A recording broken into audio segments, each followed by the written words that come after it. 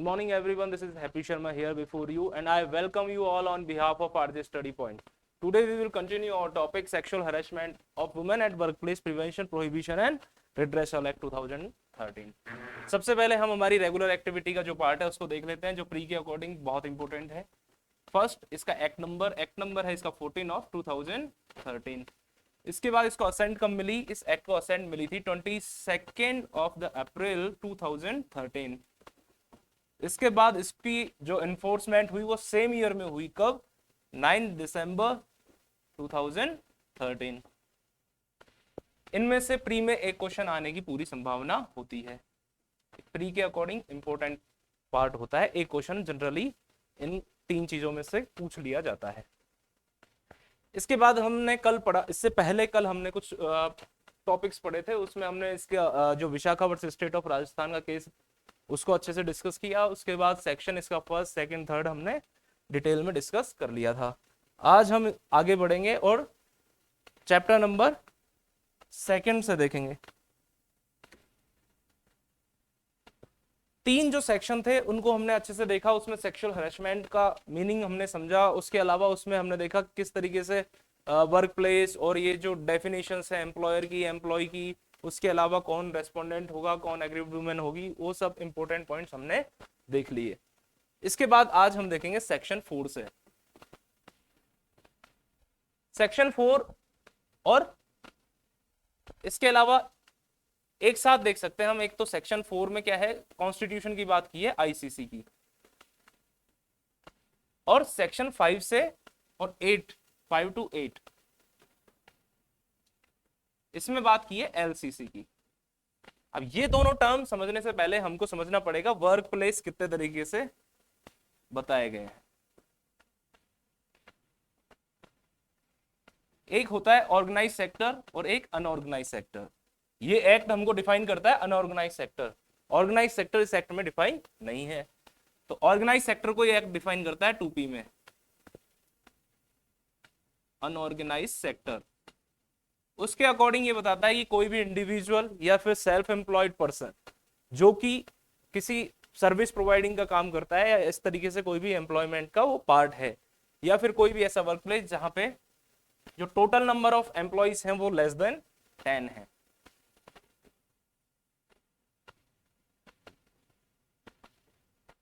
इसके बाद आता है इसके जस्ट अपोजिट ऑर्गेनाइज सेक्टर।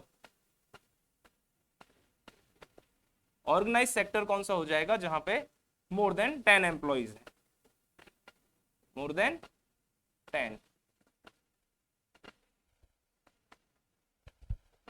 अब बात आती है जिस केस में ऑर्गेनाइज होगा वहां पे ऑटोमेटिकली इतने सारे एम्प्लॉइज होते हैं, एम्प्लॉयर होता है, तो वो अपनी एक कमेटी, इसको याद करने का तरीका है मतलब कि वो ऑटोमेटिकली अपनी कमेटी खुद बना सकते हैं। तो ये जो आईसीसी होती है ये कौन बनाता है, एम्प्लॉयर बनाता है। कोई भी जो वर्क प्लेस है उस पे एम्प्लॉयर आईसीसी बनाएगा। आईसीसी का मतलब है इंटरनल कंप्लेंट कमेटी। एम्प्लॉयर इसको बनाता है। अब सीधी सी बात जो भी हमने देखी कि 10 से ज्यादा जहां पे एम्प्लॉय है वहां पे एम्प्लॉयर की ड्यूटी होती है, क्योंकि वहां सफिशिएंट लोग होते हैं, तो इस केस में आईसीसी फॉर्म की जा सकती है। अब आईसीसी फॉर्म, इसका पीछे जो लॉजिक है वो इस तरीके से भी हम समझ सकते हैं, क्योंकि जो अनऑर्गेनाइज सेक्टर है उसमें एक सेल्फ एम्प्लॉयड पर्सन भी हो सकता है, एक पर्सन भी हो सकता है। जैसे कंपनी एक्ट में हम देखते हैं कि एक 1 पर्सन कंपनी का कंसेप्ट है। इसी तरीके से कोई भी ऐसा एम्प्लॉयमेंट है तो उस केस में, या फिर कोई भी इंस्टीट्यूशन है, कोई ऑफिस है पर्टिकुलर, कल जो हमने वर्क प्लेस की डेफिनेशन देखी उसमें total number of person less than 4 है, तो उस केस में आईसीसी पॉसिबल नहीं है, क्योंकि इसमें मिनिमम नंबर ऑफ पर्सन कितने होते हैं, 4। तो इस वजह से ये, और इसको एक लॉजिकली हम ध्यान में रख सकते हैं, ऑर्गेनाइज सेक्टर के केस में क्या होगा, आईसीसी फॉर्म होगी। क्यों, क्योंकि एम्प्लॉयर बनाएगा, और अगर मान लो 10 से कम है, वो सॉरी 4 से कम है, और उसमें एम्प्लॉयर तो होगा लेकिन वो इतने मेंबर कहां से लाएगा कि वो आईसीसी फॉर्म कर सके। तो इसको याद करने का तरीका फिर से समझ लीजिए कि जो ऑर्गेनाइज सेक्टर होता है जहां पे मोर देन 10 मेंबर होते हैं, तो वहां इजी गोइंग वो 4 जो नंबर रिक्वायर्ड है उनको फुलफिल कर सकता है और आईसीसी फॉर्म कर सकता है। अब एलसीसी के केस में जैसे 1 पर्सन कंपनी या फिर इस तरीके का कोई ऑफिस वगैरह है जहां पे 10 से कम है, क्योंकि एलसीसी में रिक्वायर होती है 5 जनों की, लेकिन अब किसी कोई ऐसा ऑफिस या इंस्टीट्यूशन है जहां 5 टोटली वर्कर या एम्प्लॉयर या एम्प्लॉय नहीं है, तो उस केस में एलसीसी को कैसे फॉर्म किया जाए? तो गवर्नमेंट ने क्या किया, एक प्रोवाइड कर दिया सेटअप। गवर्नमेंट की तरफ से एक सिस्टम प्रोवाइड है जिसमें गवर्नमेंट डीओ एलसीसी और एलसीसी से नीचे जो इंपोर्ट नोडल ऑफिसर्स वगैरह, जिसको अभी हम देखेंगे, ये सब अपॉइंट होते हैं। तो ये याद रखने का एक तरीका है कि जहां पे लेस देन 10 है, जहां ऑटोमेटिकली 5 लोग हो ही नहीं सकते, तो उस केस में वो कैसे फॉर्म करे, तो उसको गवर्नमेंट प्रोवाइड करती है। यहाँ पे 4 लोग मिनिमम रिक्वायर्ड हैं, तो 10 लोग से ज्यादा तो होते ही हैं अनऑर्गेनाइज सेक्टर में, तो आराम से 4 लोग अवेलेबल होते हैं, तो आईसीसी को वो खुद ही अपने आप फॉर्म कर लेते हैं। लेकिन यहाँ पे इतने नंबर ऑफ पर्सन नहीं होते, तो इस वजह से गवर्नमेंट इनकी हेल्प करती है। तो आईसीसी एंड एलसीसी, इसका जो कंसेप्ट है इसको एक बार हम कंपैरेटिवली देख लेते हैं। आईसीसी का क्या सिस्टम होता है, इसमें एक प्रिसाइडिंग ऑफिसर होता है। प्रिसाइडिंग ऑफिसर कौन होती है? Preferably, not preferably, actually women ही होती है। ये जो विमेन होगी, ये जो सीनियर मोस्ट उसमें एम्प्लॉय है या फिर कोई भी उसमें कोई डेजिग्नेशन है उसकी, तो वो विमेन होती है जो कि प्रिसाइडिंग ऑफिसर होती है। इसके अलावा एक तो हो गई प्रिसाइडिंग ऑफिसर, टोटल 4 होते हैं। एक प्रिसाइडिंग ऑफिसर, 2 मेंबर जो इसके एम्प्लॉय होंगे, और एक इसमें होता है एनजीओ का कोई भी मेंबर, किसी भी एनजीओ से रिलेटेड। ये इसका पूरा किस तरीके से कौन कौन इसमें किन लोगों से कॉन्स्टिट्यूट होती है, वो सब ये इंफॉर्मेशन है इसमें।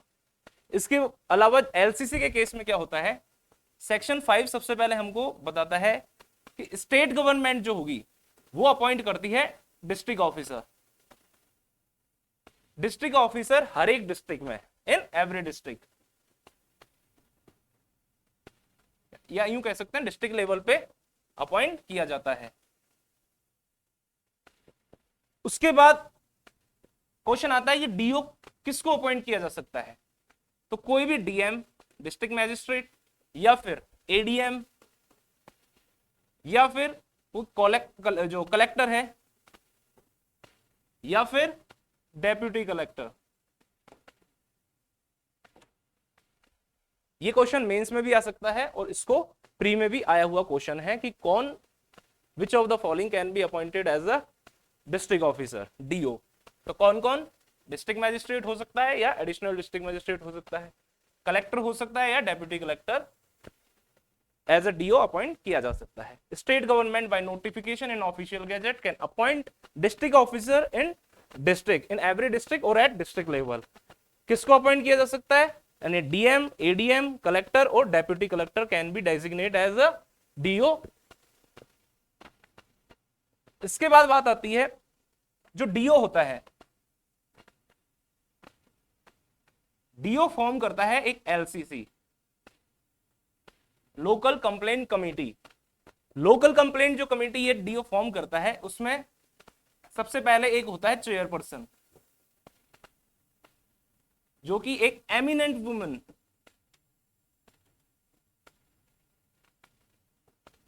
एमिनेंट वुमन का मतलब होता है कि जो एक तरीके से चर्चित है या फिर फेमस वुमन है, किस फील्ड में? सोशल वर्कर या फिर कोई भी विमेन के केस, विमेन से रिलेटेड जो भी काम करती है उससे रिलेटेड। इसके बाद इसमें एक तो हो गई चेयरपर्सन, इसके बाद इसमें होंगे कुछ 2 मेंबर,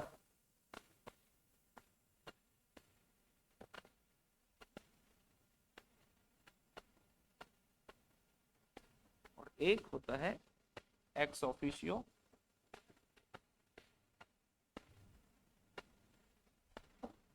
दो मेंबर होंगे, इनमें से एक मेंबर जो होगा वो पर्टिकुलरली विमेन होनी चाहिए, या तो वो कोई SC ST की विमेन हो, उनको रिप्रेजेंट करे, SC ST या OBC, और एक जो पर्टिकुलर है वो उसको कोई लीगल नॉलेज वगैरह से रिलेटेड होनी चाहिए। एक होनी चाहिए एनजीओ से रिलेटेड, जो पर्टिकुलर सोशल कॉज या फिर वुमेन से रिलेटेड कॉज है उनको कहीं ना कहीं समर्पित है। और एक जो चाइल्ड या विमेन डेवलपमेंट प्रोग्राम से रिलेटेड जो भी ऑफिसर होता है उस एरिया का कंसर्न, जो ऑफिसर होगा वो एक्स ऑफिशियो उसका मेंबर होगा। कौन कौन होगा? एक चेयरपर्सन होगी, एमिनेंट विमेन होगी, उसके अलावा 2 मेंबर होंगे, उनमें से एक लॉ की नॉलेज रखनी चाहिए और एक जो है वो विमेन होगी।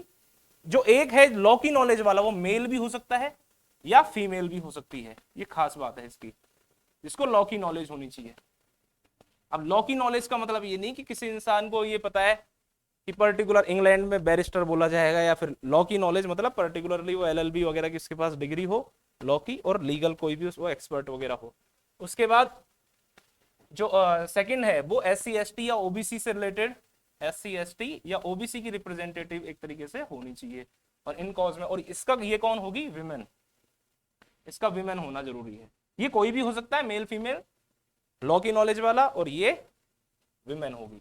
इसके अलावा एक एनजीओ से होगी, कोई भी एनजीओ काम करता है उस जगह पे उसको अप्रोच किया जा सकता है, और एक एक्स ऑफिशियो कोई भी विमेन या चाइल्ड डेवलपमेंट से रिलेटेड जो प्रोग्राम होते हैं उनसे रिलेटेड जो भी काम चल रहा है वहां पर्टिकुलर कोई भी डिस्ट्रिक्ट या कंसर्न एरिया में, तो उसमें जो भी एक्स ऑफिशियो वो उसका मेंबर बन जाता है। तो इसमें टोटल 5 मेंबर हो गए और इसमें टोटल 4 मेंबर हो गए। अब इसकी जो ये प्रिसाइडिंग ऑफिसर होती है विमेन, हो सकता है कि एक पर्टिकुलर जगह पे जो भी यूनिट, एक कोई भी ब्रांच है, एक कंपनी है या फिर कोई भी वर्क प्लेस ले लो, उसकी कुछ ब्रांचेस हैं, एक मान लो दिल्ली में है, एक मुंबई में है, एक जयपुर में है, तो हर एक यूनिट पे और हर एक ब्रांच पे आईसीसी फॉर्मेशन जरूरी है। इसमें तो हर एक डिस्ट्रिक्ट में गवर्नमेंट की तरफ से होता ही है। इसके अलावा जो इस कंडीशन में अगर एक कोई पर्टिकुलर वर्क प्लेस है उसकी ब्रांचेस अलग अलग जगह पे हैं, तो हर जगह आईसीसी फॉर्मेशन जरूरी है। जब हर जगह आईसीसी कॉन्स्टिट्यूट होगी तो उस केस में क्या होता है, हो सकता है विमेन जयपुर में कोई ऐसी विमेन ना हो सीनियर मोस्ट, या फिर ऐसी कोई एम्प्लॉय ना हो इनके पास, तो इनको कहीं से भी, ये 2 जगह से भी यहां पे ला सकते हैं और अपॉइंट किया जा सकता है। ये इसके कुछ प्रोविजंस है आईसीसी एलसीसी। इसके अलावा बात आती है कि इन सब का, ये जो चारों लोग हैं इनका टोटल टेन्योर कितना होता है? 3 इयर्स का। 3 इयर्स के बाद इनको फिर से अपॉइंट किया जा सकता है। और यहां पे भी ये जो टोटल 5 लोग हैं इन सबका टेन्योर सेम 3 इयर्स का होता है। दोनों 3-3 साल के लिए अपॉइंट किए जाते हैं, उसके बाद फिर से रीअपॉइंट भी किए जा सकते हैं, और अकॉर्डिंग टू द सेक्शन, इन्हीं सेक्शंस के अकॉर्डिंग फिर से इनकी जो वैकेंसी हुई है उसको कंप्लीट या फुलफिल किया जाता है। इसके अलावा इसमें बात आती है कि इनका रिमूवल भी हो सकता है। तो रिमूवल का क्या केस है? इनका रिमूवल अकॉर्डिंग टू सेक्शन, दोनों का रिमूवल एक साथ सेम है, तो इसलिए एक साथ पढ़ सकते हैं हम। सबसे पहला जो होता है कि सेक्शन 16 के अकॉर्डिंग कोई भी वो इनएलिजिबिलिटी अकॉर्डिंग टू सेक्शन 16, सेक्शन 16 के अकॉर्डिंग उसमें कोई भी वो इनएलिजिबल हो गए हैं। इसके अलावा सेक्शन 16 किसकी बात करता है? सेक्शन 16 बात करता है कि जो पर्टिकुलर पर्सन है वो कोई भी कंप्लेन है या फिर कोई भी इंक्वायरी हुई है या फिर कोई भी उस केस में उनका नाम और एड्रेस जो भी पार्टीज हैं, इसके अलावा जो रिपोर्ट हुई है उसको या फिर जो एक्शन लिया गया है उसको डिस्क्लोज नहीं कर सकते। अगर डिस्क्लोज कर देते हैं तो इसका कंट्रावेंशन हो जाता है, और इसका कंट्रावेंशन होने पे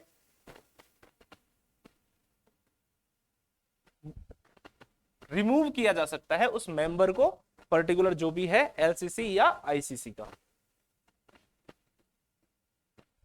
अगर उसके अगेंस्ट कोई भी इंक्वायरी चल रही है या फिर कोई भी पेंडिंग है कोई भी केस वगैरह, तो उससे रिलेटेड भी उनका कन्विक्शन पॉसिबल है। पेंडिंग है कोई भी क्रिमिनल प्रोसीडिंग, तो उस केस में भी इनका रिमूवल पॉसिबल है। इसके अलावा कोई भी उनकी इंक्वायरी वगैरह चल रही है, कहां पे जो डिसिप्लिनरी एक्शन लेता है, इन्हीं के कोई डिपार्टमेंटल इंक्वायरीज वगैरह होती हैं, तो उनसे रिलेटेड भी इनका रिमूवल पॉसिबल है। उसके अलावा इसमें अब्यूज ऑफ पोजीशन का भी है कि अगर वो अपनी पोजीशन पे, जिस भी पोजीशन पे है, तो वो उस पर्टिकुलर पोजीशन का अब्यूज करती है, इसमें तो डिसिप्लिनरी एक्शन के अकॉर्डिंग उसको रिमूव किया जा सकता है। और फोर्थ पॉइंट है कि वो अगर अपनी पर्टिकुलर जो भी पोजीशन पे है तो उस पोजीशन का abuse of the position.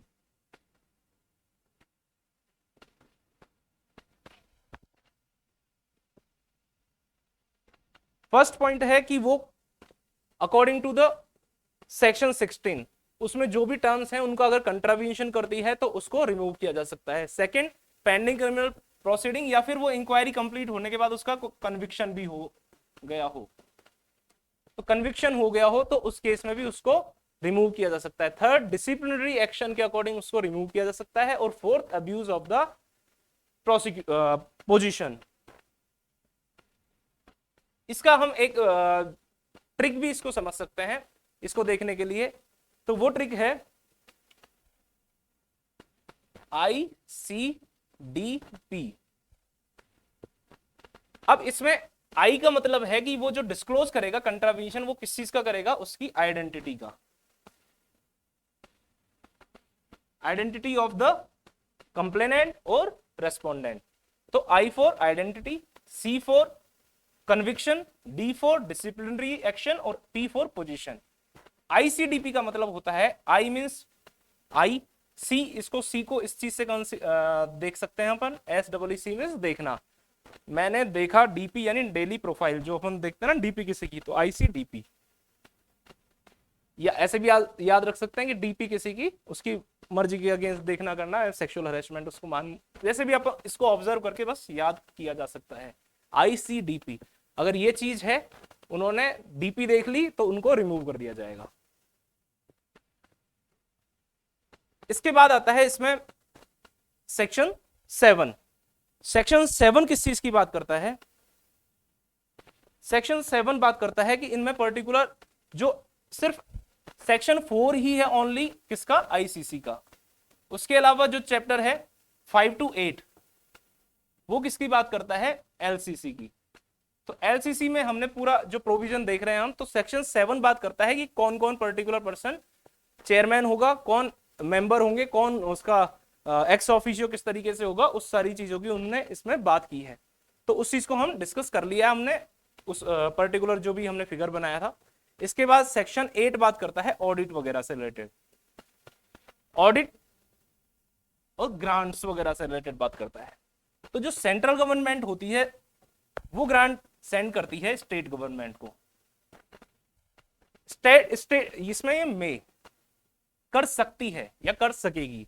Central government जो ग्रांट्स वगैरह जो भी होती हैं, ग्रांट्स का मतलब कोई भी जो पार्लियामेंट या फिर कोई भी हम देखते हैं कि एक बजट पास करते हैं, तो बजट में कुछ पर्टिकुलर मनी या कोई अमाउंट किसी पर्टिकुलर चीज के लिए दिया जाता है, तो वही एक तरीके से ग्रांट्स समझ लीजिए एक बार। ग्रांट्स का मतलब जो भी पेमेंट ऑफ फीस या अलाउंसेस, वहां पे जो हमने देखा था LCC और ICC में जो NGO के मेंबर्स हैं या फिर कोई भी इस तरीके के अनदर बाहर की जो विमेन वगैरह वर्कर वगैरह आती हैं, और वो कोई भी प्रोसीडिंग अगर उनके थ्रू होती है जिसमें कोई भी इंक्वायरीज वगैरह है या फिर कोई भी रिपोर्ट वगैरह जो भी सारा सिस्टम होता है, तो उसमें उनको कुछ पेमेंट किया जाता है। फ्री में तो कोई बाहर का पर्सन आएगा नहीं, तो उनको जो पेमेंट किया जाता है उसकी यहाँ पे जनरली सेक्शन 8 में बात है। और उसके अलावा उनका जो ऑडिट होगा और उनको किस तरीके से उनका अप्रोप्रिएटली सारा डेटा रखा जाएगा, उस चीज की बात सेक्शन 8 करता है। तो वो जो ग्रांट है वो सेंट्रल गवर्नमेंट किसको, स्टेट गवर्नमेंट को कर सकेगी। उसके बाद स्टेट गवर्नमेंट क्या करेगी, एक एजेंसी बनाएगी। एजेंसी का मतलब कोई पर्टिकुलर अभिकरण, हिंदी में क्या बोलते हैं, अभिकरण। तो स्टेट गवर्नमेंट क्या बनाएगी, एजेंसी। एजेंसी का मतलब है कि स्टेट गवर्नमेंट डायरेक्टली खुद एक्ट नहीं करके एक एजेंसी अपॉइंट कर देगी या कोई पर्टिकुलर एजेंसी बना देगी। वो क्या करेगा, उसको स्टेट गवर्नमेंट इसको ट्रांसफर करेगी, पर्टिकुलर जो भी ग्रांट आएगी। सेंट्रल गवर्नमेंट से ग्रांट आई स्टेट गवर्नमेंट के पास, स्टेट गवर्नमेंट ट्रांसफर कर देगी एजेंसी को। एजेंसी क्या करेगी, इसको ट्रांसफर करेगी DO को, जो डिस्ट्रिक्ट ऑफिसर होता है। डिस्ट्रिक्ट ऑफिसर उसको अकॉर्डिंगली पे करेगा, जो भी नीचे उसमें एम्प्लॉय वगैरह, जो भी NGO वगैरह के जो भी मेंबर्स वगैरह हैं, जिनको अलाउंसेस फीस जिसको भी करनी है, वो सब अकॉर्डिंगली वो पे कर देगा। सेक्शन 7 में बताया है उसका जितने भी मेंबर्स होंगे, और सेक्शन 7 में ये क्या करेगा, पे करेगा अलाउंसेस और जो भी फी है, फी एंड अलाउंसेस,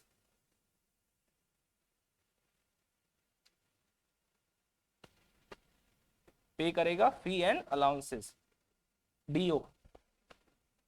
एक्सेप्ट किसको? सेक्शन 7, सेक्शन 7 का बी और डी पॉइंट जिनकी बात करता है। डी किसकी बात करता है? जो एक्स ऑफिशियो पर्सन, जो ऑलरेडी गवर्नमेंट का एम्प्लॉय है, तो उसको स्पेशली जब ये पूरा सिस्टम गवर्नमेंट के अंडर है तो उसको अलग से कोई पेमेंट करने की नहीं है, वो क्योंकि अपनी वो पोस्ट पे है, इसी वजह से एक्स ऑफिशियो वो इस पोस्ट को धारण करता है। एक्स ऑफिशियो का मतलब हमने पहले समझा हुआ है, एक्स ऑफिशियो का काम क्या मीनिंग होता है। इसके अलावा जो बी पॉइंट है उसमें कोई भी गवर्नमेंट के पर्टिकुलर एम्प्लॉइज ही हैं जिनको एज ए मेंबर अपॉइंट किया जाता है, तो उनको भी स्पेशली, या फिर कोई भी डेडिकेटेड सोशल वर्कर के लिए जो भी डेडिकेटेड है, या फिर कॉज ऑफ वुमेन उनसे रिलेटेड जो भी काम करते हैं, उनको भी पे करने की जरूरत नहीं है, क्योंकि वो ऑलरेडी सोशल वर्क कर रहे हैं, तो उनको एक्स्ट्रा कुछ पे करने की जरूरत नहीं होती। इसके अलावा इसमें ऑडिट की बात आती है। ये जो भी ग्रांट वगैरह हुआ है इसकी ऑडिट होगी। ऑडिट होती है इसमें जो स्टेट का ऑडिटर जनरल होता है उसके अकॉर्डिंग टू हिज, उसकी जो राय ली जाती है उसकी रिकमेंडेशंस के अकॉर्डिंग इसमें सारा सिस्टम चलता है। तो इसकी जो ऑडिट होगी वो किसके अकॉर्डिंग होगी? जो भी स्टेट का ऑडिटर जनरल जो होगा स्टेट का, उसके अकॉर्डिंग इसमें सारा इसका ग्रांट का क्या होगा? ऑडिट होगा। और उसके अकॉर्डिंग जो ऑडिट हुआ है उसका, इसकी रिकमेंडेशंस पे ही वो पर्सन पर्टिकुलर जो ऑडिट करेगा वो यही बताएगा कौन करेगा, या फिर ये खुद भी कर सकता है। तो इसके बाद इसकी जो ऑडिट हुई है उसकी रिपोर्ट नेक्स्ट पेज पे कर लेते हैं, ये विजिबल नहीं होगा आपको यहां।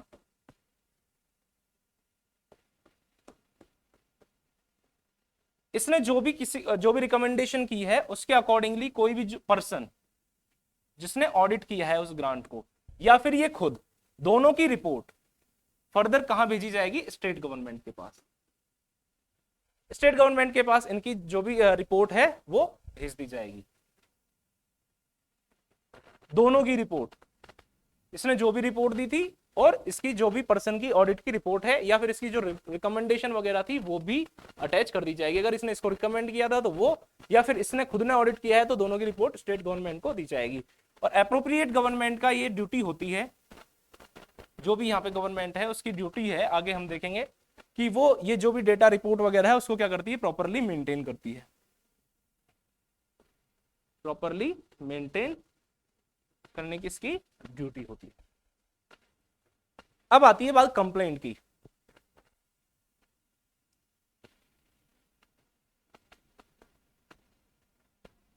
हमने देखा था कि डिस्ट्रिक्ट लेवल पे तो डीओ अपॉइंट होता है।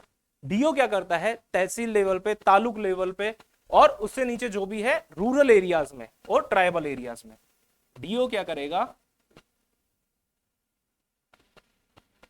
एलसीसी के केस में पहले हम बात कर रहे हैं, क्योंकि आईसीसी तो हर एक जो भी वर्क प्लेस होगा वहां पे आईसीसी फॉर्म होगी, चाहे वो रूरल हो या अर्बन हो। पर गवर्नमेंट का एक तरीके से जो स्ट्रक्चर है उसको हम एक बार देखते हैं। रूरल एरिया के लिए थोड़ा अलग सिस्टम बता रखा है इसमें, और अर्बन एरिया का अलग बताया है। रूरल एरिया में कोई भी तालुक लेवल पे या पर्टिकुलर कोई भी तहसील लेवल पे, तालुक लेवल पे, तहसील लेवल पे वो क्या करेगा? नोडल ऑफिसर अपॉइंट करेगा।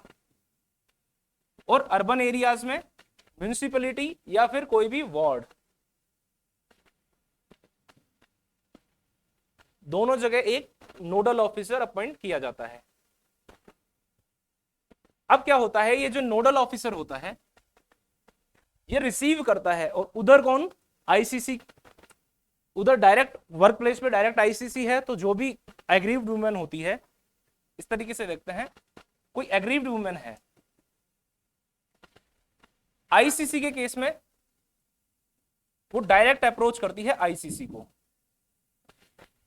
ये कब था? ऑर्गेनाइज सेक्टर के अकॉर्डिंग। और अगर कोई अनऑर्गेनाइज सेक्टर है तो उस केस में ये अप्रोच करेगी नोडल ऑफिसर को। नोडल ऑफिसर क्या करेगा? उसको जो भी पर्टिकुलर उसने रिक्वेस्ट, जो भी इससे कंप्लेंट इसको मिली है वो किसको देता है? एलसीसी को। ये क्या होती है? डिस्ट्रिक्ट लेवल पे होती है, और ये तालुक वगैरह लेवल पे, तहसील लेवल पे, वार्ड और म्युनिसिपैलिटी में होती है। ये इसको देती है वो एग्रीव्ड वुमेन अपनी कंप्लेंट ये एलसीसी को देता है। अब ये जो कंप्लेंट मिलती है इनको, ये मिलती है सेक्शन 9 में, अकॉर्डिंगली ये एक्ट करते हैं। अब सेक्शन 9 इसके अलावा बताता है कि एग्रीव्ड वुमेन के अलावा और कौन इसमें कंप्लेंट फाइल कर सकता है। तो इसके लीगल हेयर्स भी कंप्लेंट फाइल कर सकते हैं। लीगल हेयर्स कब कंप्लेंट फाइल कर सकते हैं? इसको थोड़ा छोटा कर लेते हैं। सेक्शन 9 लीगल हेयर कब कंप्लेंट फाइल कर सकते हैं? या फिजिकली अगर वो विमेन या फिर मेंटली इनकैपेबल हो चुकी है या फिर उसकी डेथ हो चुकी है। डेथ के बाद भी कंप्लेंट फाइल की जा सकती है, किसके द्वारा? उसके लीगल हेयर्स के द्वारा। अब इसमें एक डिफरेंस करने वाली चीज हम देखते हैं कि एक है सेक्शन 27, उसमें बात दे रखी है कि ये जो एग्रीव्ड वुमेन होगी, ये जो कंप्लेंट करेगी कोर्ट में, तो कोई भी कोर्ट कॉग्निजेंस नहीं ले सकता without the complaint of the women, या फिर जो भी आईसीसी या एलसीसी जिनको अपॉइंट करती है, यानी एज ए रिप्रेजेंटेटिव जिसको भी अपॉइंट कर सकती है, सिर्फ वो लोग कंप्लेंट फाइल कर सकते हैं। इसका मतलब कोर्ट है वो कब कब कॉग्निजेंस ले सकता है? ये ले सकता है या तो complaint of the aggrieved women, या फिर जो भी आईसीसी और एलसीसी जिसको भी एज अ अपॉइंट करती है, किसके लिए? कंप्लेंट फाइल करने के लिए। तो यहां पे तो इन दोनों को इस तरीके से बताया है कि या तो वो एग्रीव्ड वुमेन खुद करेगी या फिर ये लोग करेंगे, और यहां पर इनको बताया कि लीगल हेयर्स भी कर सकते हैं। तो इसमें सिर्फ इतना सा डिफरेंस है, यहां पे जो ये कंप्लेंट कर रहे हैं वो आईसीसी एलसीसी को कर रहे हैं, और यहां पे कॉग्निजेंस कोर्ट ले रहा है। और कोर्ट कब कॉग्निजेंस लेता है? या तो उसके पास डायरेक्ट कोई उसका सीआरपीसी का सेक्शन 190 में देख सकते हैं उस चीज को, कि या तो वो खुद के पास कोई कंप्लेंट की गई हो, या वो खुद कॉग्निजेंस ले सुओ मोटो, या फिर कोई पुलिस रिपोर्ट के अकॉर्डिंग वो कॉग्निजेंस ले सकता है। तो यहाँ पे डायरेक्टली कॉग्निजेंस का ये जो मीनिंग समझाना चाह रहा है वो बात कर रहा है कि डायरेक्ट कोर्ट को कैसे अप्रोच किया जाएगा। तो कोर्ट को अप्रोच करने के लिए या तो एग्रीव्ड वुमेन खुद करेगी या फिर जो भी पर्सन, ये दोनों अपॉइंट करेंगे। और यहाँ पे जो ये अप्रोच कर रहे हैं, ये कर रहे हैं आईसीसी और एलसीसी को। तो इसकी जो चेन जुड़ रही है उसको हम इस तरीके से समझ सकते हैं। यहाँ पे जब ये जो पर्टिकुलर लोग हैं, अगर वो वुमेन नहीं थी, तो ये जो पर्टिकुलर लोग हैं, इन्होंने जब इनको अप्रोच किया किसी को भी एज द केस में भी, तो उस केस में उन्हीं पर्सन में से किसी को भी ये अपॉइंट कर देते हैं कि आप ही फर्दर कंप्लेंट कोर्ट में जा सकते हैं, जो भी मामला है। अगर आईपीसी के कोई पर्टिकुलर सेक्शन में भी इनको कंप्लेंट या एफआईआर फाइल करनी है, तो उस अकॉर्डिंग कोर्ट को डायरेक्ट अप्रोच कर सकते हैं। तो ये पूरा एक इसका सिस्टम है। तो इसी सेक्शन को डायरेक्ट यहां भी देख लेते हैं। इस सेक्शन में कुछ और बात बताइए, वो ये है कि जो कोर्ट कॉग्निजेंस लेगा वो कौन ले सकता है? जेएम1 या फिर एमएम, मेट्रोपॉलिटन मजिस्ट्रेट और जेएम1। इसके अलावा इसमें एक पॉइंट ये भी बता रखा है कि जो भी पर्टिकुलर ऑफेंसेस हैं वो सब इस एक्ट में क्या होंगे? Non cognizable. नॉन कॉग्निजेबल का मतलब क्या होता है? जैसे सेक्शन 41 सीआरपीसी का हम देखते हैं, तो उसमें कोई भी कॉग्निजेबल केस होता है, तो उस केस में वो 7 ईयर्स से कम या ज्यादा वाला वो एक डिफरेंट है, उसको छोड़ के एक बार जनरल सेंस में हम समझते हैं कि जो भी कॉग्निजेबल ऑफेंस होता है उसमें पुलिस बिना वारंट के अरेस्ट कर सकती है। विदाउट वारंट क्या किया जा सकता है? अरेस्ट किया जा सकता है। किसके द्वारा? पुलिस के द्वारा। किस केस में? कॉग्निजेबल मामले, जो कॉग्निजेबल मामले होते हैं, कॉग्निजेबल केसेस। और कॉग्निजेबल नॉन कॉग्निजेबल का कैसे पता लगता है? जो शेड्यूल है इसका सीआरपीसी में वो दे रखा है, उसमें सारा बताया हुआ है कि कौन सा कॉग्निजेबल है, कौन सा नॉन कॉग्निजेबल है। तो उस केस में हम देखते हैं विदाउट वारंट अरेस्ट किया जा सकता है। और नॉन कॉग्निजेबल के मामले जो होते हैं, और ये क्या है जो कॉग्निजेबल वाली बात लिख रखी, ये इसकी डेफिनेशन में भी सीआरपीसी में क्लियर बता रखी है कि कॉग्निजेबल मामले वो होते हैं जिनमें पुलिस विदाउट वारंट अरेस्ट कर सकती है। तो इसके अपोजिट नॉन कॉग्निजेबल कौन सा हो गया? जिसमें विदाउट वारंट अरेस्ट नहीं किया जा सकता। विदाउट वारंट अरेस्ट नहीं किया जा सकता, और यहां पे अरेस्ट किया जा सकता है। तो इसमें ये लिखने का जो इनका मकसद था वो यही था कि विदाउट वारंट पुलिस इस एक्ट के अकॉर्डिंग जो भी कंप्लेंट या ऑफेंस जो भी है वो रजिस्टर हुआ है, तो उस केस में पुलिस डायरेक्ट उसको अरेस्ट नहीं करेगी। तो सेक्शन 9 में कंप्लेंट से रिलेटेड हमने देखा। उसके बाद आता है सेक्शन 10। अगर कोई भी कंप्लेंट फाइल की है तो उसका यहाँ पे दो तरीके से उसका रिड्रेसल बताया है। एक्ट किसकी बात करता है? प्रिवेंशन की, प्रोहिबिशन की और रिड्रेसल की। तो रिड्रेसल दो तरीके से चलेगा अब यहाँ पे कंप्लेंट का। एक होगा कंसिलिएशन। कंसिलिएशन बताया सेक्शन 10 में। कंसिलिएशन का यहाँ पे क्या मतलब है कि अगर कोई भी विमेन है वो सिर्फ या तो उसको वार्निंग देके छोड़ना चाहती है किसी भी पर्टिकुलर पर्सन को, वो नहीं चाहती कि आगे फर्दर उस पर कोई एक्शन लिया जाए, कि कोई भी मिसअंडरस्टैंडिंग की वजह से किसी भी तरीके से उसको कोई गलत काम हो गया है, मतलब सेक्सुअल हरासमेंट से रिलेटेड कोई भी ऑफेंस हो गया है, तो वो उसको सिर्फ वार्निंग देना चाहती है, छोटा मोटा अगर कोई प्रॉब्लम है। या फिर गलती से कई बार विमेन मिसअंडरस्टैंडिंग की वजह से खुद ही गलत कंप्लेंट फाइल कर देती है, तो उसके बाद उसको रियलाइज हो जाए या कुछ भी ऐसा हो, तो उस केस में भी वो क्या कर सकती है? अप्रोच कर सकती है। किसको? आईसीसी एलसीसी को। तो वो क्या करेगी, यानी अब इसमें हम बार बार बात कर रहे हैं, तो अप्रोच कौन करेगा? खुद विमेन करेगी। तो फर्स्ट पॉइंट यही है, on request of the women. ये प्री में क्वेश्चन भी आ सकता है कि कंसिलिएशन की जो प्रोसीडिंग होती है वो इनिशिएट किसकी रिक्वेस्ट से होती है? तो जनरल तो हम समझ सकते हैं कि जो जिसके अगेंस्ट कंप्लेंट की जाएगी एक बार वही कहेगा कि भाई राजीनामा कर लो जो भी है, पर यहाँ पे इस केस में थोड़ा अलग है। यहाँ पे विमेन खुद अप्रोच करती है। रिक्वेस्ट कौन करेगा? विमेन करेगी। किसको? आईसीसी एलसीसी को। तो उसकी रिक्वेस्ट पे ये इनिशिएट होगी प्रोसीडिंग किसकी? कंसिलिएशन की। इसके बाद जो आईसीसी और एलसीसी, आईसीसी या फिर एलसीसी, हम ये टर्मिनोलॉजी जो बार बार शॉर्ट फॉर्म में यूज कर रहे हैं आईसीसी एलसीसी, इसका फुल फॉर्म हमको पता है। तो ये आईसीसी और एलसीसी जो होते हैं, ये इस केस में क्या करेंगे? इस चीज की सेटलमेंट करवाने की कोशिश करेंगे, या फिर जो भी सेटलमेंट है उसको इनिशिएशन करेंगे उस प्रोसीडिंग का, तो ये सेटलमेंट करवाते हैं। अब ये जो भी सेटलमेंट हुआ है उसकी क्या रखेंगे? ये रिकॉर्ड, उस सेटलमेंट का रिकॉर्ड रखते हैं। उस रिकॉर्ड को ये फर्दर आगे किसको भेजते हैं? जो भी एम्प्लॉयर या डीओ। अब ये दो अलग अलग चीज क्यों लिखी? अगर वो ऑर्गेनाइज सेक्टर था या फिर कोई ऐसा वर्क प्लेस था जहां पे आईसीसी थी, तो उस केस में एम्प्लॉयर को, और अगर एलसीसी वाला मामला है तो डीओ को वो रिकॉर्ड सेंड कर दिया जाता है। और ये दोनों आगे उसको क्या करते हैं? स्टेट गवर्नमेंट को जो भी रिकॉर्ड है वो फर्दर सेंड करते हैं, और स्टेट गवर्नमेंट उसको क्या करती है? एप्रोप्रिएट उस डेटा को मेंटेन करती है। तो ये जो भी रिकॉर्ड वगैरह इसको भेज दिया, इन्होंने देख लिया, तो इस सबका ये टोटल इसका कंसिलिएशन का प्रोसीजर है। अब अगर उनके बीच में आपस में सेटलमेंट नहीं करना उनको, तो दूसरा आता है इंक्वायरी से रिलेटेड। फिर कंसिलिएशन नहीं हुआ तो सेकंड पॉइंट आ गया कंप्लेंट के बाद, वो है इंक्वायरी। इंक्वायरी स्टार्ट की जाती है। इंक्वायरी कौन करेगा? आईसीसी एलसीसी इसमें इंक्वायरी करती है। जब इंक्वायरी स्टार्ट होती है तो इसमें भी दो पॉसिबिलिटीज सामने आ सकती हैं। क्या? इंक्वायरी के बाद पता लगता है कि वो जो भी पर्सन था जिसके अगेंस्ट कंप्लेंट किया, यानी रेस्पोंडेंट, वो प्रूव्ड हो गई है, उसकी जो भी एलिगेशन उसने लगाई थी, एलिगेशन प्रूव्ड। और एक रिजल्ट ये भी हो सकता है कि एलिगेशन नॉट प्रूव्ड।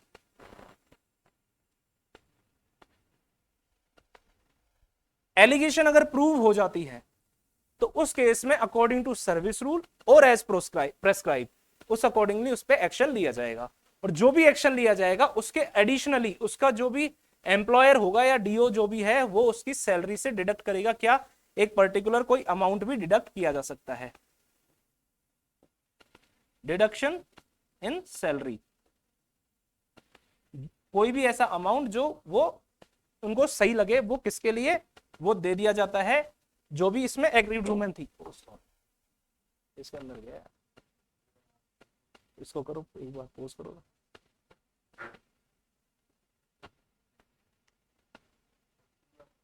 अच्छा दिख रहा है क्या? उधर है, इसके नीचे उधर की तरफ, थोड़ा उधर।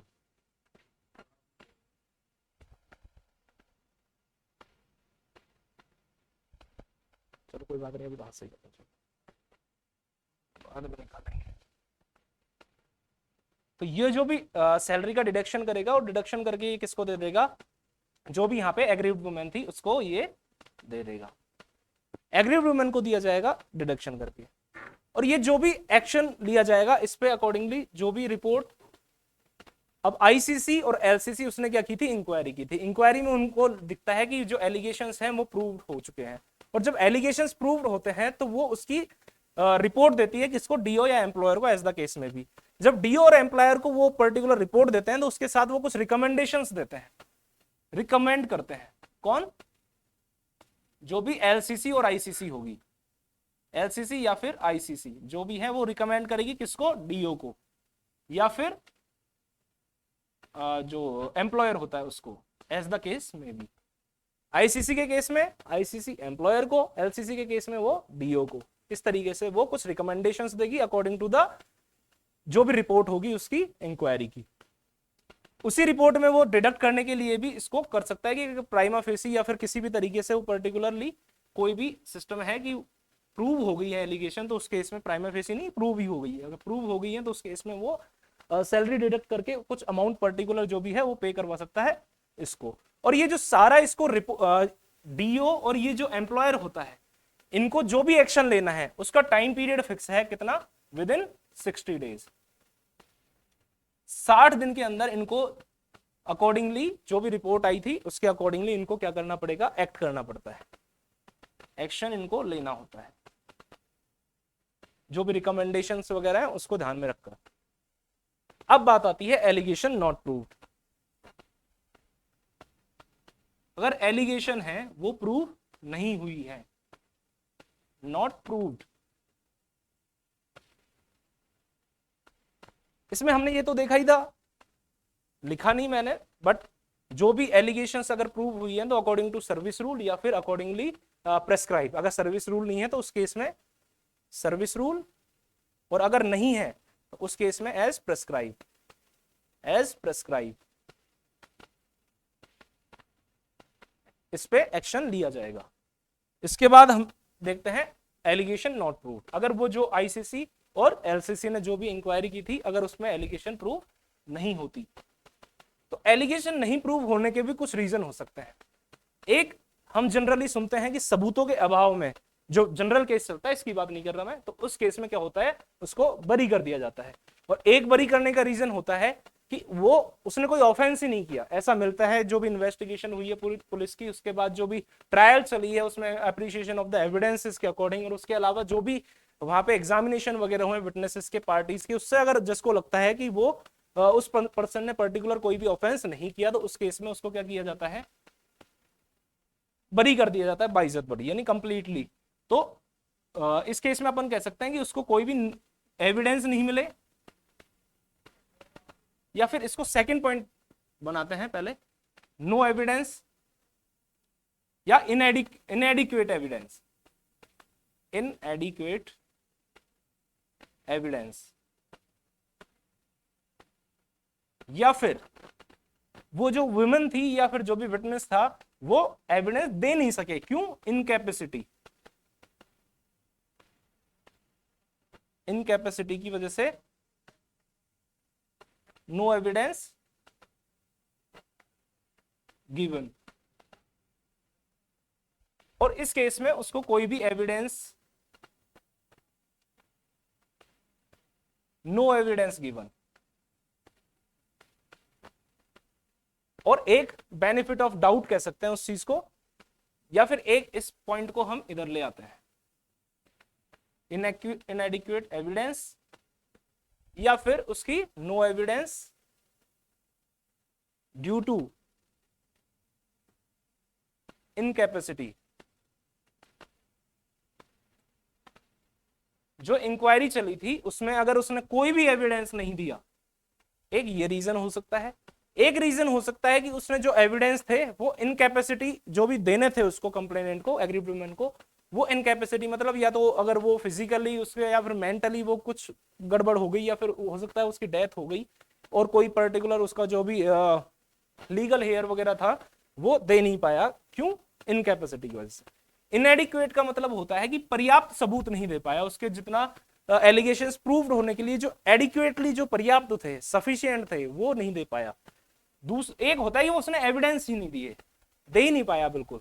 तो इन दोनों केसेस में क्या है, उसका कोई भी उस पर no action taken, no action, किसके अगेंस्ट? जो भी विमेन या फिर विटनेस वगैरह है।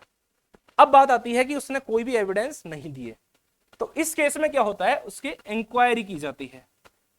इंक्वायरी किस चीज की जाती है कि ये देखा जाता है कि उसकी जो इंटेंशन थी वो मैलिशियस थी, या फिर उसने कोई फॉल्स एविडेंस दिए थे, या फिर उसने जो एविडेंस दिए है वो पर्टिकुलर फॉर्स्ड एविडेंस है।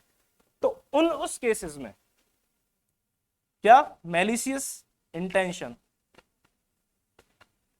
इंक्वायरी किस चीज की? मैलिशियस इंटेंशन की, या फिर जो एविडेंस उसने दिए हैं वो कौन से हैं? फॉर्ज्ड एविडेंस है, या फिर फॉल्स एविडेंस है, फॉल्स एविडेंस। इन तीनों केस में उसके ऊपर एक्शन लिया जाएगा। किसके ऊपर? विटनेस और कंप्लेनेंट। इसको छोटा करते हैं। तो जो इन पे एक्शन होगा वो लिया जाएगा, और action according to the service rule, या फिर सर्विस रूल के अकॉर्डिंग, अगर सर्विस रूल ही नहीं है तो उसके अलावा जो भी प्रेस्क्राइब है।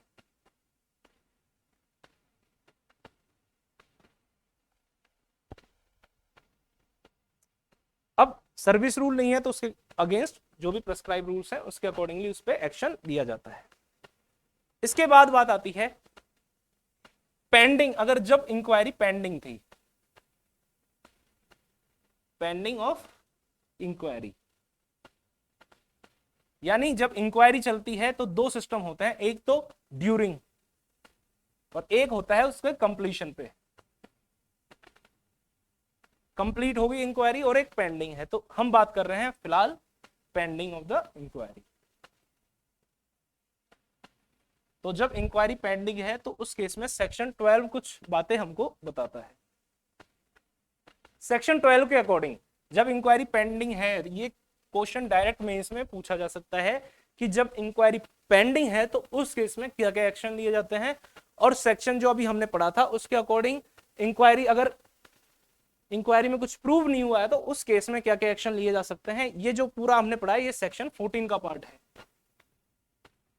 और ये है जो सेक्शन सेम। उसके अलावा सेक्शन 13 में भी इंक्वायरी से रिलेटेड सारी बातें थी। ये जो भी बात थी ये सेक्शन 13 का पार्ट है।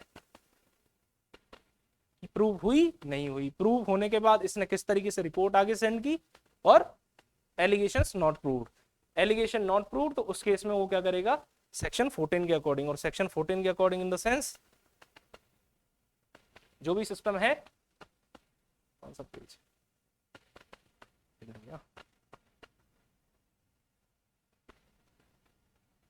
ये रहा, सेक्शन 14 के अकॉर्डिंग ये सारा प्रोसीजर चलेगा। उसके बाद आता है सेक्शन 12 जब इंक्वायरी पेंडिंग है।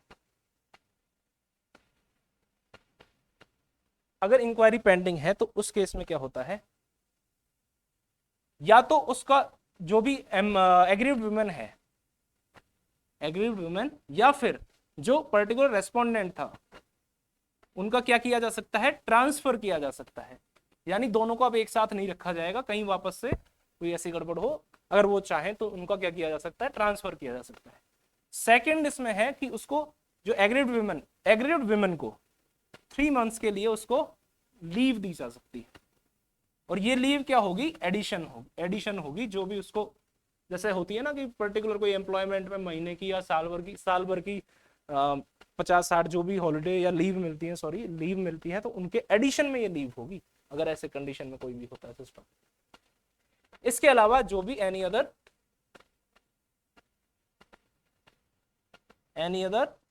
इन any law as the time being in force, किसी भी लॉ के अकॉर्डिंगली उसमें लिया जा सकता है।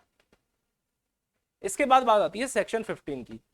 सेक्शन 15 बात करता है कि उसको जो भी कंपनसेशन वगैरह, जो भी पेमेंट वगैरह किया जाता है, जो कि हमने अभी सेक्शन में पढ़ा था, उसमें 60 डेज के अंदर वो भी सैलरी डिडक्ट वगैरह करके जो भी अमाउंट वो दिया जाता है, तो वो जो डिडक्शन होता है वो अकॉर्डिंगली होता है सेक्शन 15 के।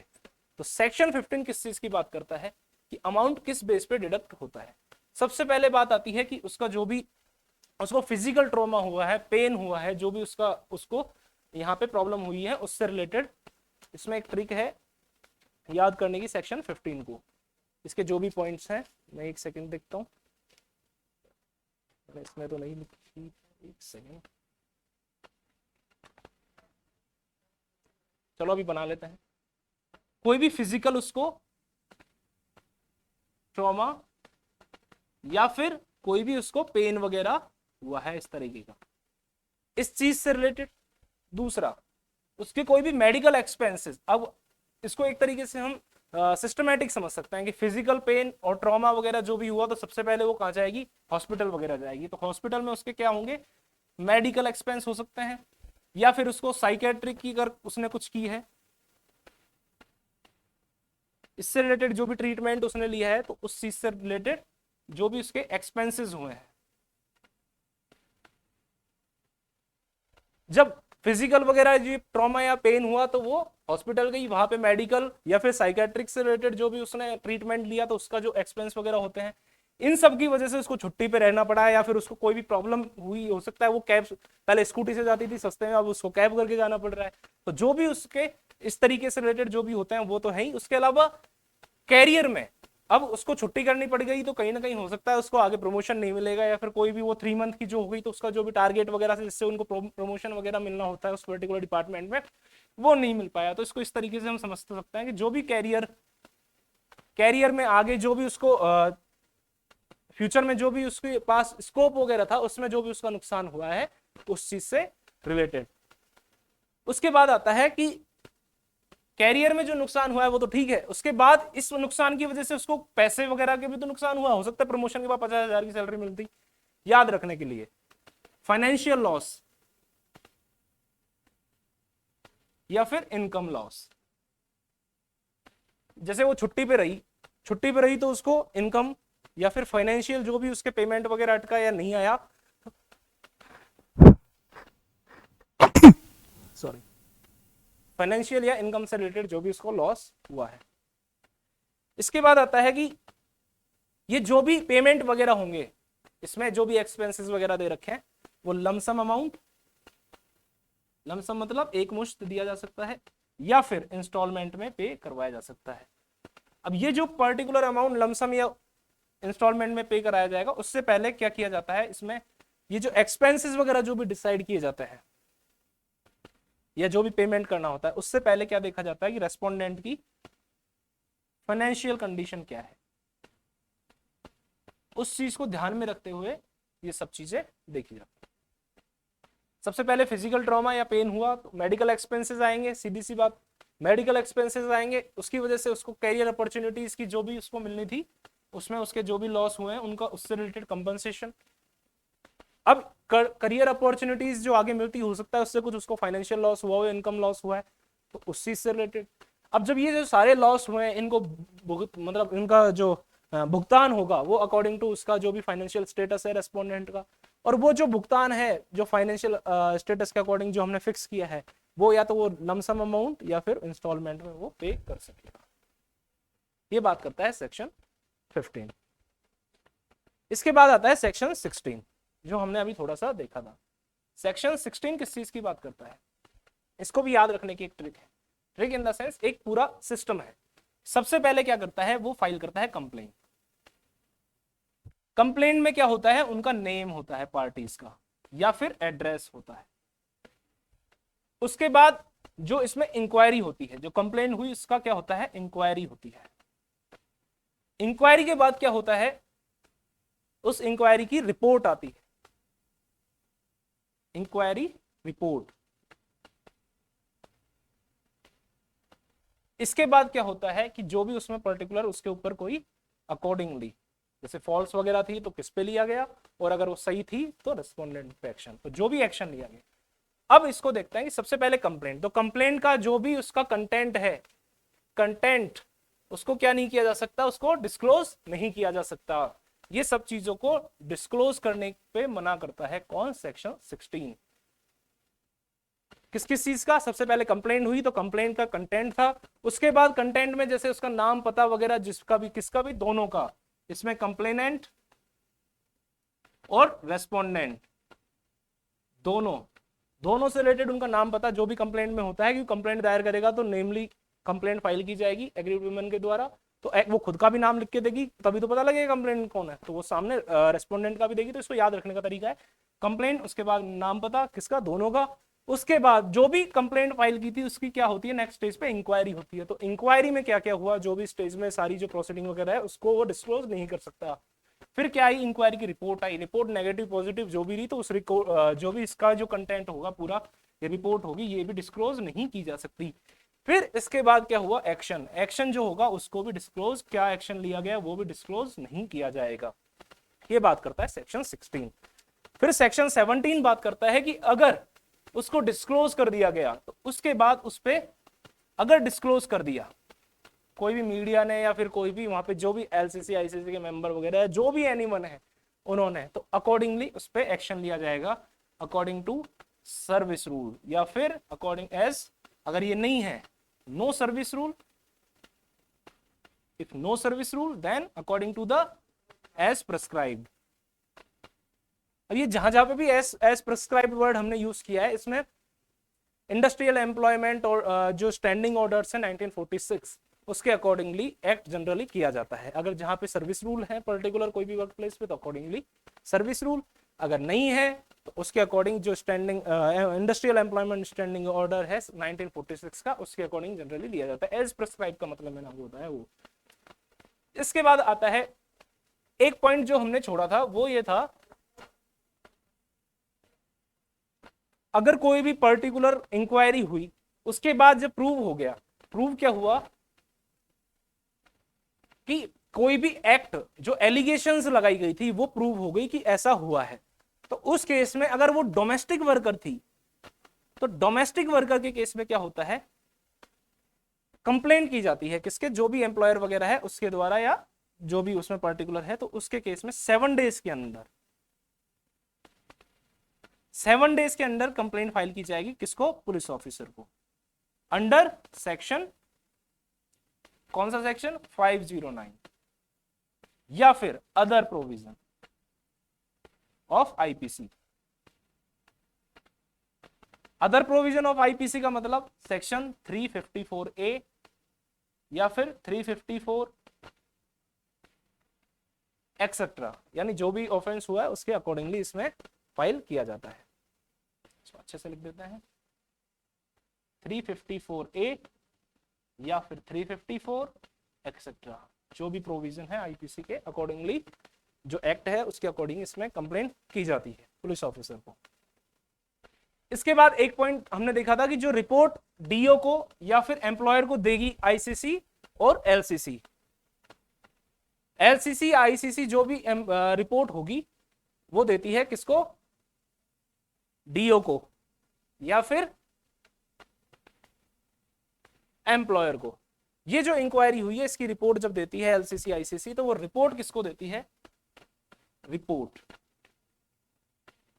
ये रिपोर्ट दी जाती है आइदर डीओ या फिर एम्प्लॉयर, यानी अगर आईसीसी का केस है तो एम्प्लॉयर को देगी, एलसीसी का केस है तो डीओ को देगी। तो ये रिपोर्ट देती है 10 डेज के अंदर। और ये जो इंक्वायरी हुई है ये इंक्वायरी की जाती है विद इन 90 डेज, 90 दिन का टाइम पीरियड होता है, 90 दिन के अंदर ये इंक्वायरी कंप्लीट की जाती है। तो ये 90 दिन के अंदर इंक्वायरी हुई, उसके बाद सारा प्रोसीजर की वो प्रूव्ड थी या एलिगेशंस नॉट प्रूव्ड, 90 दिन के अंदर इंक्वायरी। और ये जो रिपोर्ट दी गई वो कितने दिन में, 10 दिन में।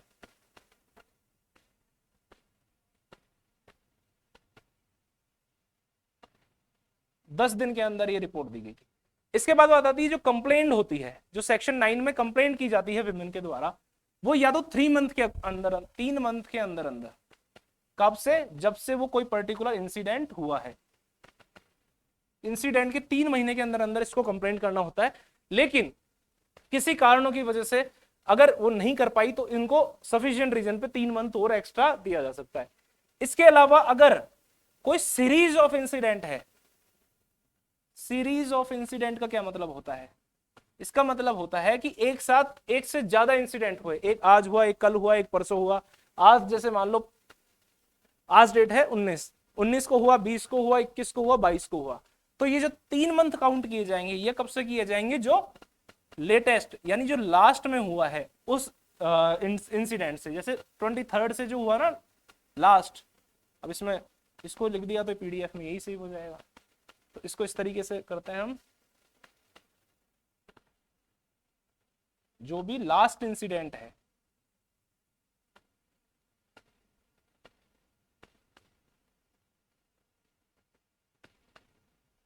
अगर इंसिडेंट है तो 3 मंथ के अंदर, 3 मंथ में नहीं कर पाया तो फर्दर बढ़ाया जा सकता है। उसके अलावा अगर सीरीज ऑफ इंसिडेंट है, एक से ज्यादा इंसिडेंट हुए, तो जो भी लास्ट इंसिडेंट रिपोर्ट कमिट हुआ है तो उस इंसिडेंट से 3 मंथ के अंदर कंप्लेंट की जाएगी। 19 तारीख को कोई इंसिडेंट हुआ है तो 19 से 3 मंथ काउंट नहीं होंगे, 19, 20, 21, 22, 22 को जो हुआ है तीसरा चौथा, उससे 3 मंथ काउंट किया जाएगा कंप्लेंट के लिए। इसके बाद आता है जब सारी प्रोसीडिंग होंगी तो उसके बाद नंबर आ जाएगा अपील का।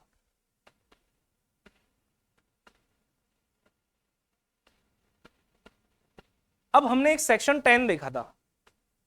सेक्शन 10 में हमने देखा था कि कोई भी जो कंसिलिएशन का पूरा प्रोसीजर हुआ, कंसिलिएशन के केस में अगर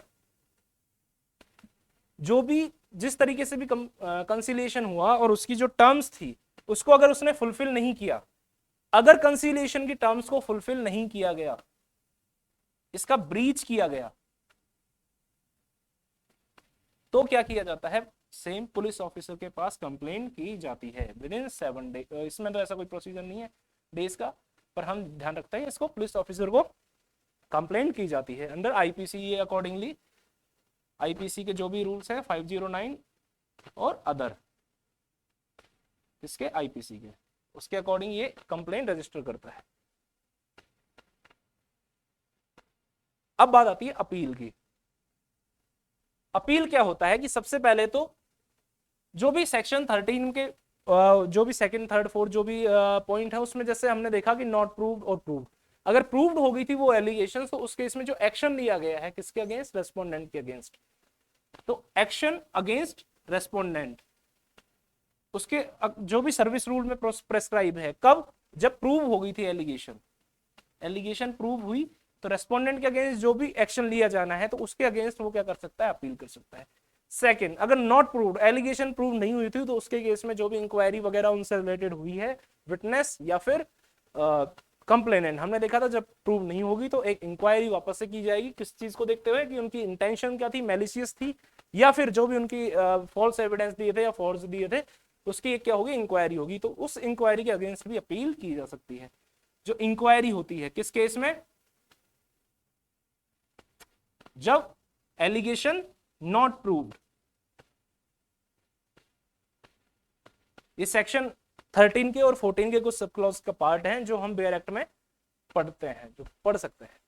उसके अलावा जो सेक्शन 10 में कंसिलिएशन में जो टर्म्स वगैरह दी थी, अब जो कंसिलिएशन होता है वो क्या सिस्टम होता है कि उसमें एक जो इंपॉर्टेंट पॉइंट है वो ये भी है कि मॉनेटरी सेटलमेंट नहीं हो सकता, जो सेक्शन 10 में है इसमें एक पॉइंट इसके अलावा ये भी एडिशनल है कि जो मॉनेटरी सेटलमेंट होता है, मॉनेटरी सेटलमेंट का मतलब है कि महिला अगर कोई कल को कंप्लेंट कर दे और उसकी इंटेंशन इस तरीके की है कि उससे कुछ पैसे ऐट लिए जाएंगे या फिर उससे कुछ पैसे ले लिए जाएं, उससे वो हो जाए, तो ये not allowed, monetary settlement is not allowed. तो अपील में सेक्शन 10 की जो भी टर्म्स वगैरह थी उसको अगर फुलफिल नहीं किया है, ब्रीच कर दिया किसका, सेक्शन 10 का, उस केस में, ब्रीच के केस में जो भी सेटलमेंट है तो उसमें जो कंप्लेंट वगैरह या फाइल हुई है उसके केस में जो भी उस पर एक्शन लिया गया तो उसके अगेंस्ट भी क्या कर सकता है, अपील कर सकता है। ये हमारा अपील का प्रोविजन है। इसके बाद जो इसका पॉइंट आता है सेक्शन 19। सेक्शन 19 बात करता है ड्यूटी ऑफ द एम्प्लॉयर। कल जो हमने स्कीम देखी थी इसकी, वो उस हिसाब से देखी थी कि जो एलसीसी वगैरह होती है, आईसीसी जो होती है उसको कौन एस्टेब्लिश करता है, ईआर। आईसीसी को फॉर्म करने के पीछे इसका रीजन होता है, तो सबसे पहले सेक्शन 4 में ये जो करता है उसका फॉर्मेशन करने का, मतलब ड्यूटीज को याद रखने का भी एक तरीका है, एक्ट को शुरू से हम देखते चले तो उसके अकॉर्डिंग इसकी ड्यूटीज आती जाएगी।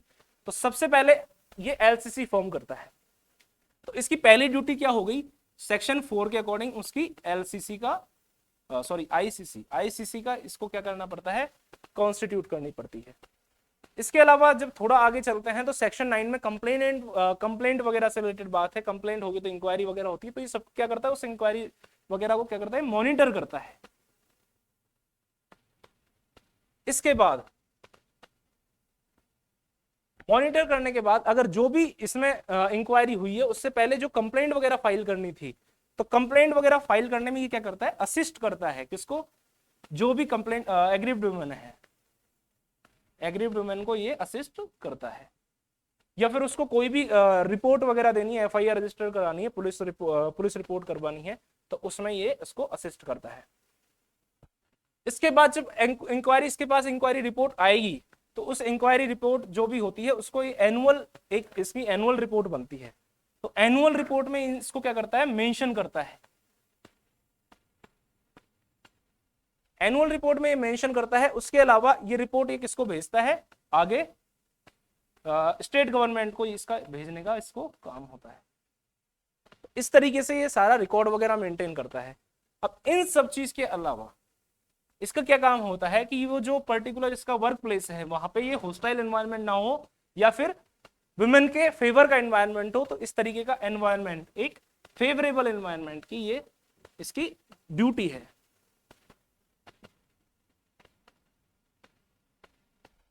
इसके अलावा इस तरीके का कोई भी एक्ट होता है, यानी जो सैलरी वगैरह का हमने डिडक्शन देखा, किसका, रेस्पोंडेंट का, किस केस में, जब इंक्वायरी हुई, प्रूव्ड हो गया, तो उस केस में जो भी सिस्टम होता है सैलरी वगैरह डिडक्शन से रिलेटेड या फिर किस तरीके से उसको पे वगैरह करना है, तो वो सारा काम ये करता है।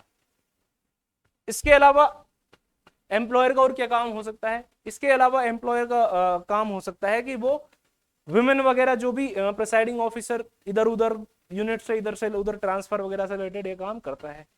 तो ये कुछ इसकी ड्यूटीज होती है एम्प्लॉयर की। और इसके अलावा अनदर पॉइंट्स उनको हम बेरेक्ट से पढ़ सकते हैं। इसके बाद सेक्शन 20 ये बताता है power, duty and power, duty and power of do.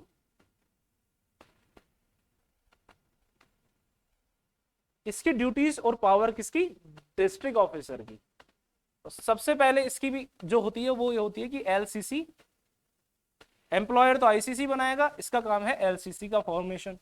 उसके बाद डिस्ट्रिक्ट ऑफिसर का क्या काम होता है, इसका काम होता है कि वो कोई भी एनजीओ में या कोई भी ऐसा सोशल वर्कर वगैरह है उनको ये अप्रोच करता है और उनको यूज कर सकता है अपने वहां पे जो भी पर्टिकुलर प्रोग्राम वगैरह चलाए जाते हैं सेफ्टी से रिलेटेड, उसका इसको पावर है और इसकी ड्यूटी है।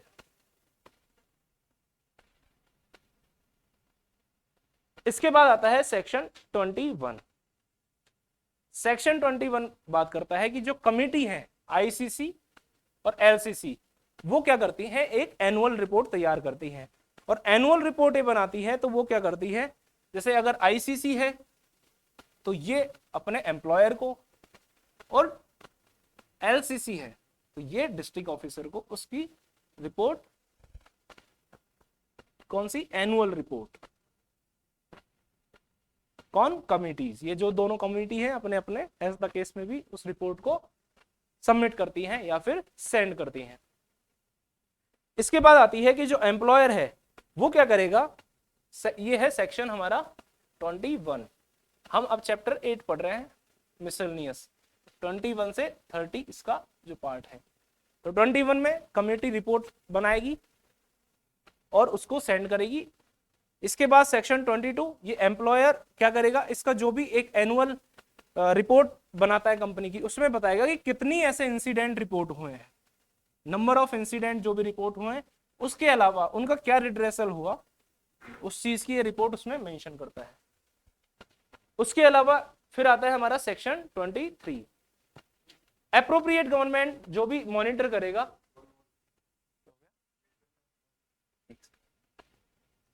जो भी स्टेट गवर्नमेंट होती है। सेक्शन 23 में स्टेट गवर्नमेंट का क्या काम होता है कि वो जो भी ये डेटा ये दोनों इनके पास आया है, इंसिडेंट रिपोर्ट वगैरह, ये स्टेट गवर्नमेंट को देंगे और स्टेट गवर्नमेंट उसका क्या करेगा, उसको मेंटेन करती है। किसको, ये जो भी रिपोर्ट वगैरह इसके पास आई है वो सारा, जब ये इसको मेंटेन करती है तो उसके बाद आता है हमारा सेक्शन 24। 24 में बताता है कि सेक्शन 24। सेक्शन 24 बताता है कि जो स्टेट गवर्नमेंट होती है अगर पब्लिक इंटरेस्ट में है तो वो पर्टिकुलर कभी भी उस रिपोर्ट को इंस्पेक्ट कर सकती है और मंगा सकती है। इसके अलावा जो भी पब्लिसाइज करने से रिलेटेड भी इसके पास काम होता है कि इस एक्ट से रिलेटेड जो भी चीजें हैं उनको ये पब्लिसाइज करेगी। इसके अलावा सेक्शन 25 में इंस्पेक्शन वगैरह की पावर्स हैं। 24 में जो है कि जो पर्टिकुलर मेजर्स लिए जा सकते हैं, ये तो सेक्शन 25 की बात थी कि स्टेट गवर्नमेंट जो पब्लिक पर्टिकुलर रिपोर्ट्स वगैरह है उनको कभी भी उनका इंस्पेक्शन कर सकती है और उनको पब्लिश कर सकती है, इस चीज की बात है।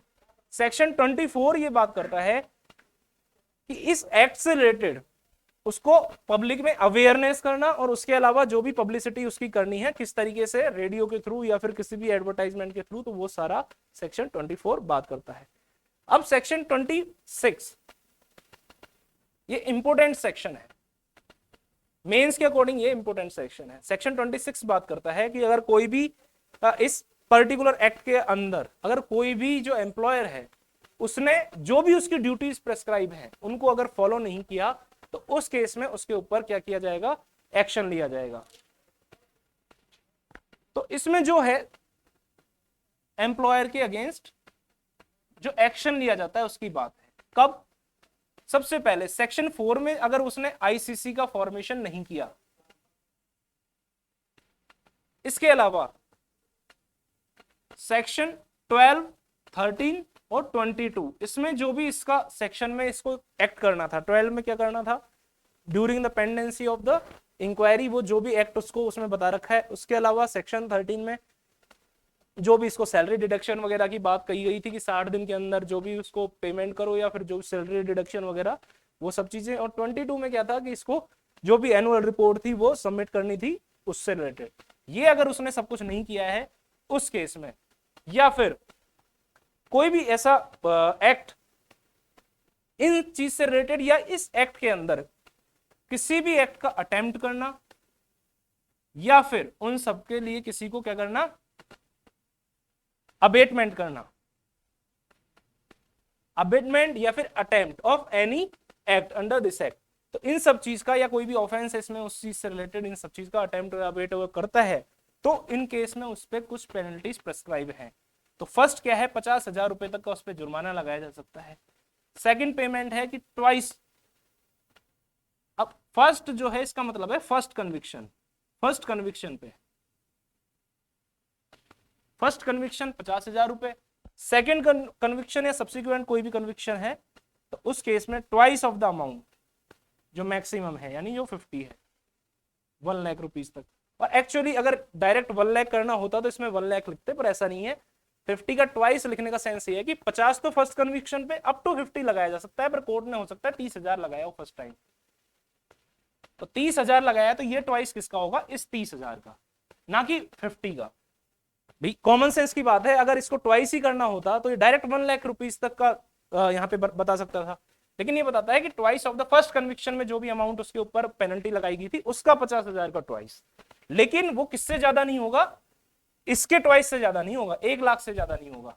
इस चीज को ध्यान में रखते हुए ट्वाइस अमाउंट तक की इस पे पेनल्टी लगाई जा सकती है। इसके बाद आता है हमारा सेक्शन 27। सेक्शन 27 बात करता है उस चीज को हम ऑलरेडी डिस्कस कर चुके हैं, कॉग्निजेंस से रिलेटेड बात थी इसमें कि कॉग्निजेंस कैसे होगा और उसके अलावा क्या क्या कौन सा कोर्ट ले सकता है और किस अकॉर्डिंगली वो एक्ट करता है। इसके बाद आती है सेक्शन 28 की। सेक्शन 28 बात करता है कि ये जो एक्ट है it is not in derogation of any other law, मतलब ये जो एक्ट है ये किसी अनदर कोई भी एक्ट में अगर कोई भी चीज प्रेस्क्राइब है, कोई भी पेनल्टी या कुछ भी प्रेस्क्राइब है तो उसको कम नहीं करेगा, उसके डेरोगेशन में नहीं होगा, मतलब एग्रीव्ड वुमेन जो है उसको कहीं और भी किसी अनदर एक्ट के थ्रू या लॉ के अकॉर्डिंग भी रेमेडी दी जा सकती है in addition to this act. इसके अलावा जो FIR या फिर जो भी IPC में किसी भी एक्ट के अकॉर्डिंगली जो भी वुमेन होगी वो जा सकती है, मतलब 28 के अकॉर्डिंग वो एलिगेशंस लगा सकती है, कंप्लेन कर सकती है सेक्शन 9 में। इसके अलावा अगर वो IPC में या फिर एनी अदर लॉ कंप्लेन या FIR जो भी फाइल करना चाहे then she may proceed accordingly. ठीक है, यहां पे कंप्लेंट कर सकती है इन दिस एक्ट प्लस वो इसके अकॉर्डिंग भी एक्ट कर सकती है। इसके बाद आता है सेक्शन 29। सेक्शन 29 बताता है कि सेंट्रल गवर्नमेंट के पास रूल मेकिंग पावर होती है। सेक्शन 30 बताता है कि कोई भी अगर इस एक्ट का जब ये इन्फोर्स हुआ था, कोई भी ऐसी प्रॉब्लम वगैरह आई थी तो उस चीज से रिलेटेड कौन, उसकी प्रॉब्लम्स को कौन सॉल्व करेगा, सेंट्रल गवर्नमेंट। कैसे सॉल्व करती है central government, so particularly parliament में उसको टाइमली जो भी प्रिस्क्राइब है वो रखती है। वैसे ये प्रोविजन अब कोई काम का नहीं है, फिर भी अगर गलती से आता सकता है तो इतना ही क्वेश्चन आ सकता है कि कौन प्रॉब्लम सॉल्व करता है, यानी कौन अथॉरिटी, तो सेंट्रल गवर्नमेंट। तो इस तरीके से हमने इस एक्ट को कंप्लीट किया। ये आज हमारा कंप्लीट हो गया, हमने हर एक सेक्शन को इसमें डिस्कस किया। और इसके अलावा अब जो कुछ केस लॉज बच रहे हैं उसको हम नेक्स्ट क्लास में डिस्कस करेंगे। आज हमारा टाइम कंप्लीट हुआ है।